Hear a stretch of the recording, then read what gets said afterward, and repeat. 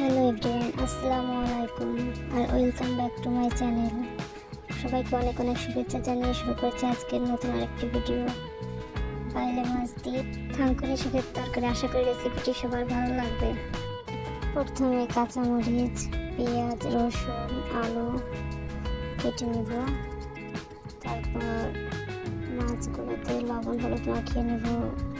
মাখানো হয়ে গেলে কড়াইটি গরম করে তেল দিয়ে নেব। তেলটা গরম হয়ে এলে পেঁয়াজগুলো ভেজে নেব। পেঁয়াজটা একটু ব্রাউন কালার হয়ে গেলে উঠিয়ে নেব। তারপর মাছগুলো ভেজে নেব।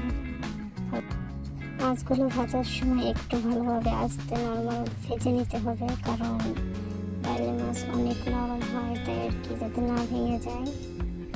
বেশি একটা নাড়াবো না, কারণ এক পিঠ ভাজা হয়ে যাবে, তারপর আরেক পিঠ ভেজে নেব।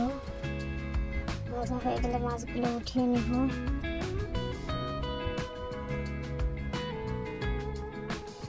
ওঠানোর পর পরিমাণ মতো তেল দিয়ে অর্ধেক পেঁয়াজ রসুন রেখে দিয়েছিলাম, সেগুলো বেটে নিয়ে কাঁচামরিচ, আলু, পেঁয়াজ রসুন দিয়ে একসাথে একটু নেড়ে চেড়ে জাল দিয়ে নেব।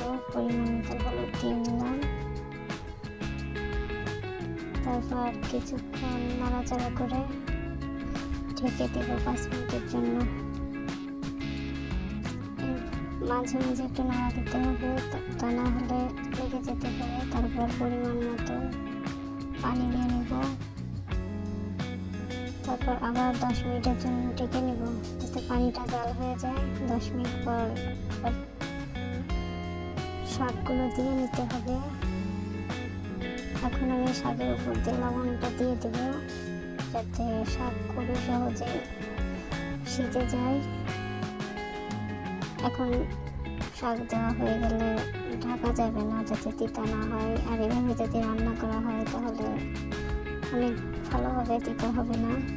তারপর মাছ দিয়ে দেব, আর ভেজে রাখা মশলা বেটে নিয়েছি সেগুলো দিয়ে দেব। এখন আমার রান্না করা কমপ্লিট। এখন কত সুন্দর লুকটা এসেছে রান্না।